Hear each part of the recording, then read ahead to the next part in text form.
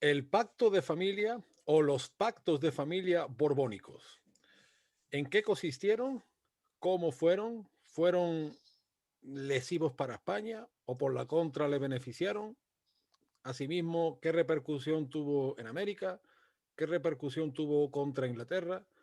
De todo esto y un poco más hablamos en este programa con nuestro pana Emilio Acosta Ramos de Venezuela Provincial, que está recién llegadito de Canarias, ¿no, Emilio? Un poco bronceado, ¿no? Un poco.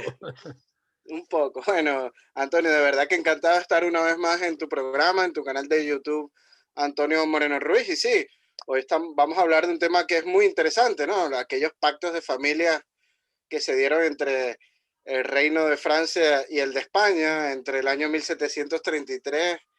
Y muchos también consideran el pacto firmado en San Ildefonso por Godoy con Francia, pues también parte de estos pactos de familia, ¿no?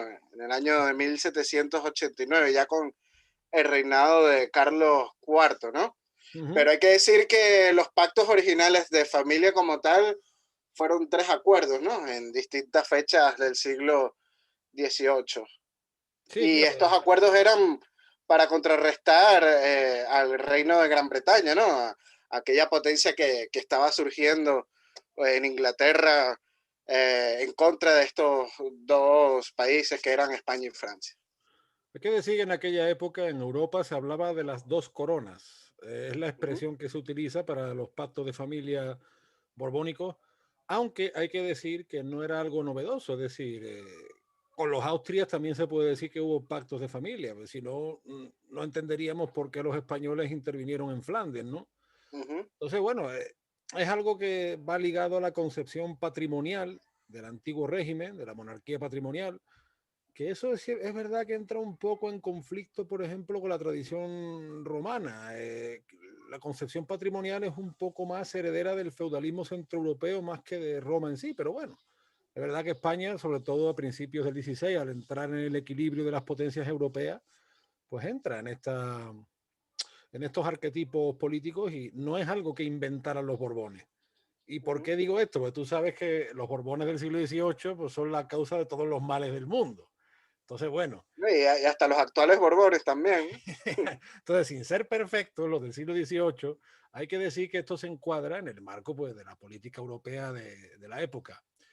Eh, son tres pactos, tres grandes pactos, aunque como tú bien dices, podríamos añadir también la época de Godoy, pero bueno, sí, grosso modo son los tres pactos, dos que se dan en la época de Felipe V, que Uh es un -huh. rey en contra de su voluntad, fue un rey bastante longevo, en contra de su Sí. voluntad, que el pobre acabó mal de Y, la cabeza.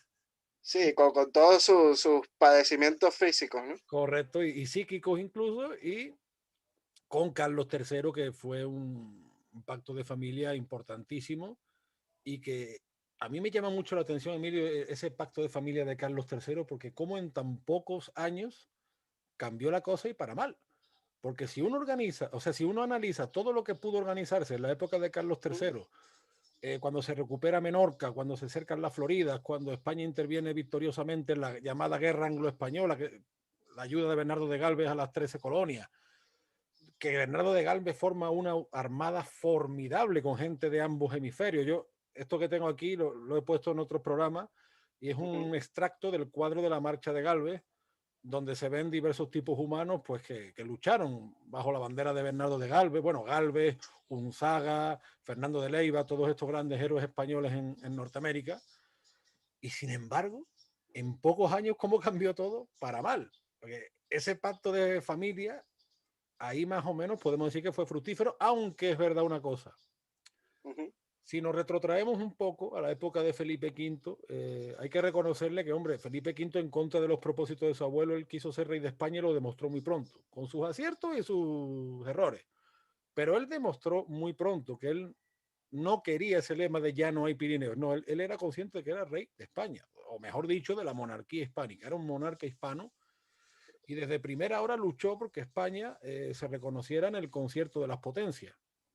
Ahora que nombras esto, hay una cierta leyenda negra, ¿no? De que con estos pactos tenían como objetivo final la unión de España y Francia, juntos con sus respectivos territorios de ultramar. Correcto. Y hay que decir que esto es totalmente falso. Es más, cuando Felipe V accede al trono español, su mismo abuelo le dice que tiene que ser rey de España. Inclusive a la muerte de su abuelo, él pudo haber reclamado el trono francés y no lo hizo, siguió siendo rey de España. No, él lo tuvo muy claro desde primera hora. Vemos, de hecho, cómo él tiene como propósito reorganizar la Marina. Volvemos un poco a una política parecida a los tiempos de Felipe IV, de nos contra todos y todos contra nos. Desde que interviene apoyando la causa jacobita por los católicos ingleses, irlandeses, etcétera.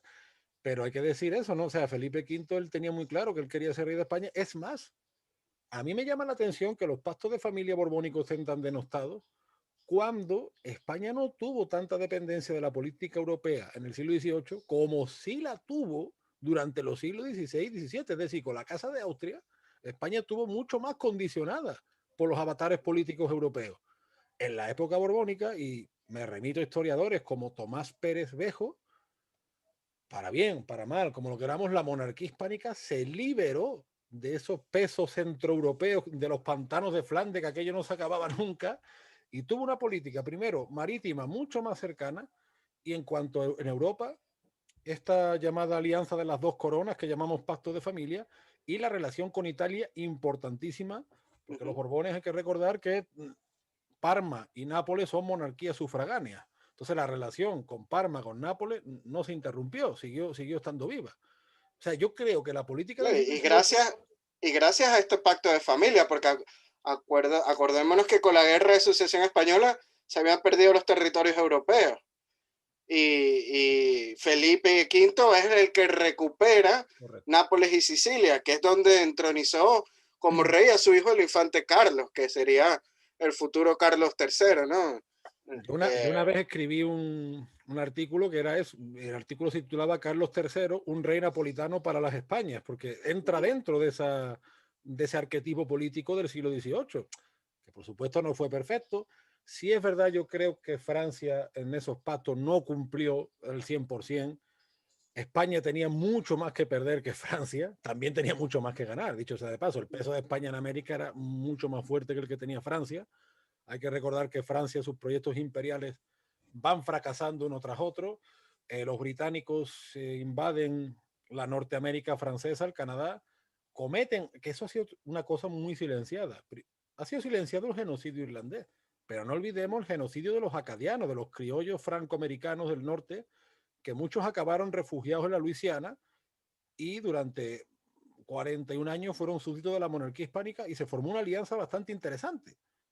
Y ellos incluso hoy en día los llamados cajunes, el cajún, los descendientes de acadianos, en su bandera ponen la flor de lis y un castillo en honor a la corona de Castilla. Todavía a día de hoy, en siglo XXI, con sus símbolos recuerdan esa época, su origen francés y su pasado español también. Entonces, eso se ha silenciado mucho. La barbaridad que hicieron los británicos con los criollos de origen francés en el norte de América y que esos criollos, al igual que muchos irlandeses, se refugiaron con España y se refugiaron en la época borbónica. ¿Sí? O sea, Hay muchos que fueron a Venezuela cuando Luis de Unzaga, que fue gobernador de la Luisiana, tomó su ascenso a capitán general de Venezuela. Fue el primer capitán general de Venezuela como capitanía general, valga la redundancia. Él trajo y propició la emigración de colonos franceses, los criollos franceses de la Luisiana a Venezuela, sobre todo a la isla de Trinidad, hay que decirlo, antes de ser perdida posteriormente, ¿no? Que formaba parte de la Capitanía General de Venezuela. Entonces, Luis Unzaga siguió proponiendo esta migración de criollos franceses. Pues hay que decir que él estaba casado con una criolla francesa y por eso es que él tenía esta gran conexión con esta comunidad de criollos de la Luisiana. Como Bernardo de Galvez también era casado con También. criollo francés. Oye, ahora que tú has mencionado un saga, le mandamos un saludo al amigo Frank Cazorla, que muchas veces, el otro día me decía, habláis mucho de Galvez, pero os olvidáis de un saga. Me pegó un Sí, cierto tirón de oreja, con razón. Y es verdad, un saga fue un hombre determinante en la América del Norte, tanto en la Luisiana como en la independencia de las 13 colonias, en esa base que jugó la monarquía hispánica, como oye, resultado del y pacto tan, de familia de Carlos III.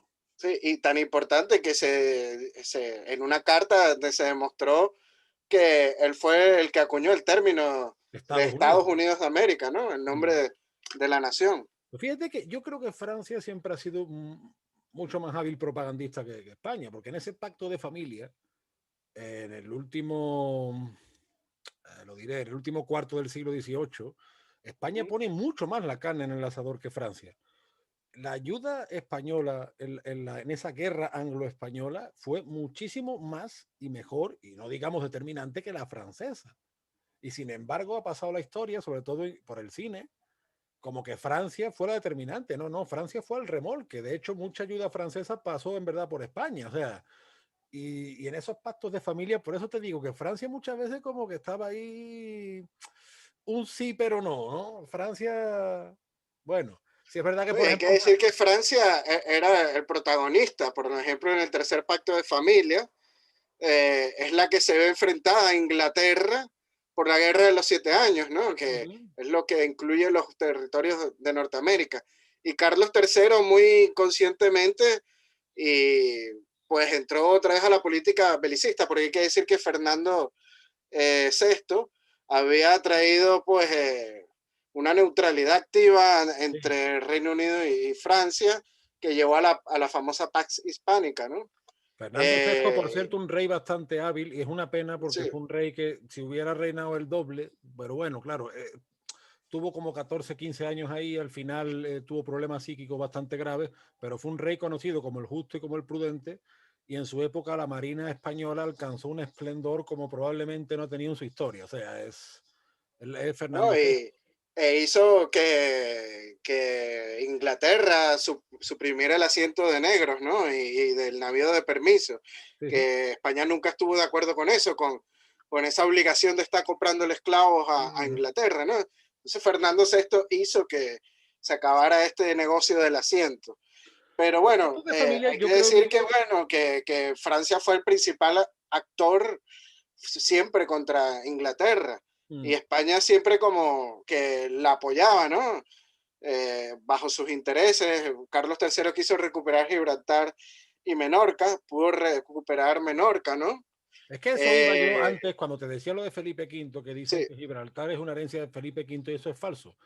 Que la sí, bandera británica ondea hoy en día Gibraltar es herencia del archiduque Carlos, que provocó una guerra de sucesión innecesaria, injusta, no respetando lo que su pariente Carlos II había querido, nos mete en una guerra de sucesión y entra aliado de los peores enemigos de España, como eran ingleses y holandeses. Y eso no fue culpa de los Borbones, fue culpa de los austracistas. Entonces, bueno, claro. esa leyenda rosa austracista, yo creo que ya es demasiado pesada, ¿no? Demasiado. No, hay que decirlo que la casa de Austria o los Habsburgo pues tuvieron grandes reyes, pero también tuvieron otros que no fueron tan brillantes, ¿no? Y igual con los Borbones. Sí. Los Borbones tuvieron grandes reyes como Carlos III o Fernando VI o Felipe V, pero también otros que no fueron tan buenos como Fernando VII y en la segunda etapa de Carlos IV, Carlos ¿no? IV, sí, sí. Pero Carlos IV, en contra de lo que se nos ha dicho, tuvo unas etapas muy interesantes y en ese año 1808, pues era el año que Carlos IV iba a llevar a cabo la reforma de Uh -huh. la forma política de la monarquía hispánica que nos hubiera llevado a ser una mancomunidad de reinos hispánicos, es decir, una Commonwealth. Y bueno, ya sabemos lo que pasó en 1808, ¿no? Lo que hay que tener claro con los pactos de familia es que o sea, tanto franceses como españoles tenían claro que el enemigo a batir era Inglaterra. La época de los ilustrados, franceses y españoles, bueno, y no digamos napolitanos o parmesanos, se sentían herederos vivos de la cultura clásica. Carlos III era un rey arqueólogo, era un rey apasionado de Pompeya, de todo ese legado grecolatino, y ellos se sentían herederos de esa cultura clásica, de esa Roma en el siglo XVIII, y veían a Inglaterra y a otros pueblos como bárbaros. y tenían muy claro esto. Cuando la Revolución Francesa inunda de sangre y de desastre, finales del siglo XVIII, principios del XIX, Europa, España queda como que, claro, hay que tener en cuenta que la política del pacto de familia había afectado desde Felipe V hasta Carlos III. España ahí se ve totalmente coja, no sabe muy bien lo que hacer. Y muchos ingenuamente creyeron que Napoleón podría ser un aliado, incluso volver a ese estatus político, ¿no?, de alianza contra Inglaterra, y al final pues fue peor remedio que la enfermedad, pero bueno. Eso. Oye, por cierto, si es verdad Sí. que Francia ayudó, por ejemplo, cuando los británicos intentaron invadir Cartagena de India, fracasando estrepitosamente, una de las grandes derrotas y humillaciones de los británicos, y Francia mandó algo de ayuda, que también siempre se dice que podía haber mandado más, pero bueno. No, y siempre, por ejemplo, en la Capitanía General de Venezuela, habían barcos franceses que ayudaban a combatir el contrabando, hay que decirlo así, inclusive hacían maniobras navales conjuntamente en las armadas, ¿no? Está el caso del Conde de Segur, que llegó junto a una flota francesa a hacer movimientos navales en las costas venezolanas, estuvieron en el puerto de La Guaira, estuvieron en Puerto Cabello, siempre buscando pues esa integración, ¿no?, entre las dos coronas. Como bien dice, pues el estallido de la Revolución Francesa en 1789, que culminó con la decapitación del rey Luis XVI, pues termina con este pacto de familia, ¿no? Pero como bien dices, España se vio como sola, desprotegida, y a lo mejor después o sea, después de asumir Napoleón el trono, porque ya se había acabado la República Francesa, pues se viene Carlos IV y Manuel Godoy buscando esa alianza natural que era Francia, y se da el primer tratado de San Ildefonso, ¿no?, de 1796. Sí, que fue un error, dicho sea de Que, paso, pero bueno. ¿Cómo? Hombre, que esos tratados de esa época, ahí yo creo que no se hizo bien, Emilio, la verdad, pero bueno. Sí, no se hace bien. Yo ya a partir de ahí hay que decir que también hay muchos problemas con la hacienda en este periodo. Ya Mm. España está un poco debilitada, no se hacen algunas modernizaciones que se necesitaban por esto mismo, por el miedo de que la Revolución Francesa llegara a España. Eso Entonces es. Carlos IV como que se cierra un poco por este miedo de que le caiga una guillotina o alguna otro castigo, ¿no? Hay que tener en cuenta que el rey de Francia era su primo, o sea, no es Sí, cosa baladí. sí, al final creo que estos pactos, estos últimos pactos de San Ildefonso con Napoleón y con el directorio francés, que creo que estaba en aquel momento gobernando Francia, pues no fueron beneficiosos para España. Y ya Napoleón, pues al no ser familia Mm. de la dinastía que gobernaba en España, pues sí buscaba 100% su beneficio, que fue al final lo que consiguió, ¿no? Engañar Totalmente. a Godoy y a Carlos IV y crear toda esta hecatombe que trajo la eclosión del imperio hispánico. Así es, y además es una época cuando, por ejemplo, después de haberle ayudado a las 13 colonias, sin embargo, es la época de los filibusteros de Estados Unidos que empiezan a invadir territorio hispánico del norte de Nueva España.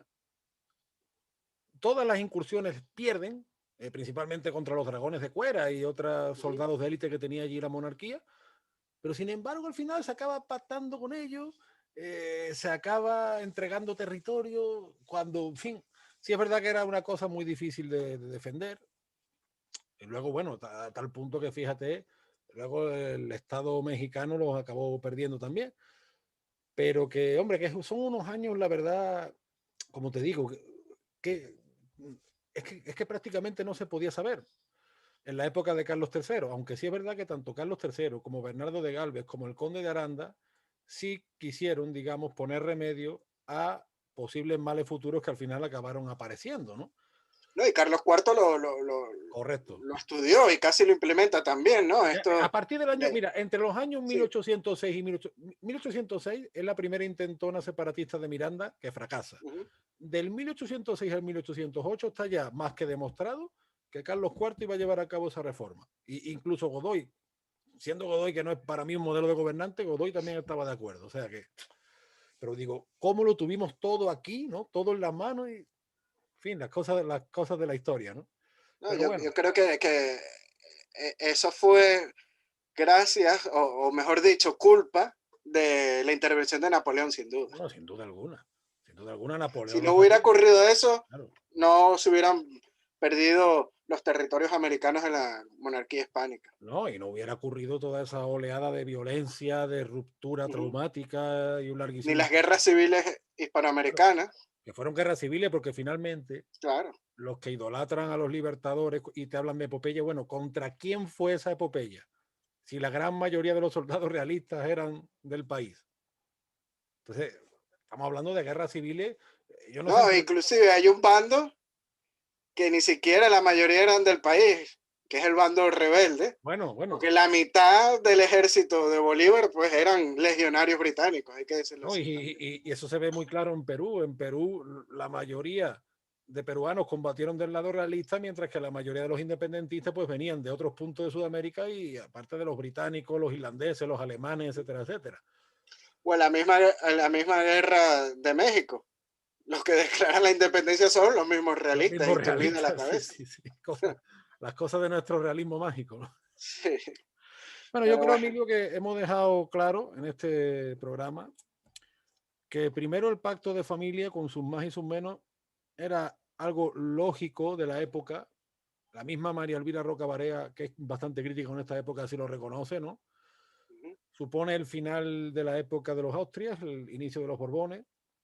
La ilustración, sí es verdad, que trae determinados acomplejamientos a un nivel cultural, porque aquí es como que Francia empieza, todo lo que viene de Francia parece que es mejor, y como ya somos una potencia de segunda fila, pues parece que nos venimos abajo. Hombre, pero éramos una potencia, a lo mejor no como en el siglo XVII, pero oye, que España era una gran potencia que seguía todavía con un potencial además no solo militar, sino económico, cultural, ¿no? y es el momento de máxima extensión territorial del Esa Imperio es, o sea, Español. que uno de los que negoció, por cierto, los límites en la actual Canadá y Alaska fue un criollo peruano que es de la misma familia que Miguel de la Cuadra Salcedo. Bodega y Cuadra, criollo peruano, desciende de esta familia de ilustres navarros. O sea que, bueno, tan discriminados estaban los criollos que negociaban los límites de la monarquía hispánica, ¿no? Al nombre del rey. Bueno, tú sabes estas cosas. Yo no creo que eso, el pacto de familia hay que mirarlo como algo lógico de una época, como algo encuadrado en una política muy concreta. Pudo ser mejor, pues como todo, la vida, pero oye, tuvo su aquel y eso es un plano político. En el plano cultural hay cosas criticables de la época, pues sí, pero si nos ceñimos a lo que fueron los pactos de familia, oye, tampoco estuvo tan mal. Esa es mi conclusión, yo qué sé. No, Podía haber estado mejor, sí. y, y hay que verlo, como tú dices, como algo normal. Pues. Inglaterra estaba convirtiéndose en una amenaza, no solo para Francia, para España también. Y esta unión con Francia, pues, como dirían en Venezuela, le daba un parado a Inglaterra. O sea, Eso es. Inglaterra se lo pensaba dos veces Correcto, antes de correcto. atacar a España o a Francia, ¿no? Como algo normal y como hemos dicho en la introducción, algo que tampoco es novedoso, porque oye, en la Casa de Austria esto se vivió con mucha más dependencia y con mucho más gasto que le supuso a España, y yo no veo tantas críticas. Entonces, bueno, a ver si empezamos a ser cuánime con las cosas, ¿no? ¿No? Y si te pones a ver, al final a España le fue bien, porque con estos pactos de familia eh, tuvo a la Luisiana, que era desde casi Illinois hasta Nueva Orleans, un territorio inmenso de más de 2 millones de kilómetros cuadrados, y ganó también, recuperó Menorca y Sí. otras posesiones. Si nos vemos a la suma de kilómetros cuadrados, pues España se ve beneficiada. Y después recuperó también la Florida, no hay que Correcto. olvidarnos de eso. No, no, y Carlos III puso muchísimo empeño en recuperar Gibraltar, que ahí murió cercando Gibraltar José Cadalso, el gran escritor ilustrado famoso por las cartas marruecas. Uh -huh. Pero para que tú veas lo que es la propaganda, Emilio, la semana pasada estaba yo hablando con el amigo Matt Guillory, que es un cajún de Luisiana, como Dios manda, y lo que en Nueva Orleans se conoce como el barrio francés, realmente debería ser el barrio español, porque toda la Claro. construcción francesa, que era de madera, se quemó y fueron los españoles los que pusieron ladrillo para que aquello perdurara. Sí, Entonces, creo que nada más quedó una sola iglesia de la época francesa. El resto y es completamente María español Mina y Rota, nos recuerda mucho a La Habana. sí, ¿Eh? totalmente. Mi amigo Matt Guillory dice que Luisiana, incluso hasta la Primera Guerra Mundial, hasta esa época era prácticamente Hispanoamérica en ese sentido. Y no digamos ya las conexiones con la gastronomía, la música, que eso ya es otro mundo. Pero es eso, lo que es el poder de la propaganda. Tú vas allí y te dicen que aquello es el French Quarter, cuando debería ser el Spanish Quarter. Claro. En fin, Pero mira. bueno, a lo mejor es más fino ser francés, ¿no? En fin, pues nada. Hemos desgranado, yo creo, el pacto de familia, por lo menos intentándolo, explicarlo en su contexto y en su lógica. Como siempre, un placer charlar contigo y bueno, tenemos más cositas por ahí. Vamos a tocar seguramente la próxima con nuestro amigo Samuel Rosario sobre temas, bueno, esto que estamos hablando, la participación hispánica en la independencia norteamericana. Y a su vez también vamos a tocar temas polémicos. Ojo que se viene polémica, estén atentos y no olviden darle me gusta, suscribirse a Venezuela Provincial en Facebook, en Instagram, en YouTube. Y les agradezco porque estoy teniendo, Emilio, nuevos suscriptores prácticamente todos los días y estoy muy agradecido y sorprendido. ¿Eh? Valgan verdades, como dicen en Perú. Respetos guardan respetos, como se dice en la América hispana. ¿No? Así es, ¿no? Es una gran alegría ver crecer nuestras redes poco a poco y nos dan ganas de seguir pues luchando contra la leyenda negra que tanto nos afecta. Bueno, no dejen de seguir a Antonio en su canal de YouTube, Antonio Moreno Ruiz, también está en Facebook como Antonio Moreno Ruiz Escritor, que por cierto acaba de sacar un libro que lo tiene en venta en Amazon, así que no Bien. dejen de echarle una ojeada y bueno, también está en Twitter como un andaluz indiano y también para quienes quieran ser mecenas de Venezuela Provincial, estamos en Patreon. Yo también estoy en Patreon al final, me he apuntado. Correcto, sí, te lo acabas de crear. La novela es Conspiración y Jarana en Lima. Esta es una novela. Yo huyo de la etiqueta de la novela histórica, pero bueno, está ambientada en la independencia del Perú, en estos temas que tanto nos gustan. Ya haré un programa específico sobre el tema. Pues nada, mi querido pana, un abrazo y hasta la próxima. Hasta la próxima, Antonio. Chao, Adiós. chao.